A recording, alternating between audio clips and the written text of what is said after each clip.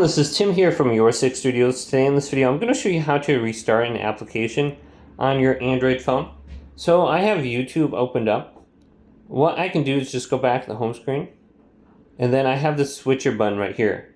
I can press the switcher. I have 3-button navigation turned on under display instead of swipe, where I just have to swipe up. But I have this option to close everything. And then I could try just opening up the application right here as well.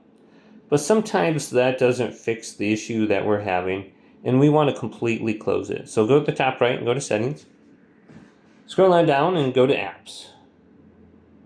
Now, locate the app you've been having an issue with. So let's scroll on down. And I'm going to go to YouTube. Tap YouTube.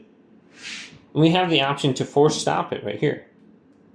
We can go to force stop, and then we can open it up under here. And this should completely close it, and then we can open it up with a fresh copy. Also, under here, we can go to storage, and we can go to clear cache, and we can see if that fixes the issue as well. Now, if we go to clear data, sometimes this will log us out of our account, and then we're going to have to log back in. But since my YouTube account is linked to my Google account, I can just go to open, and that should fix this as well.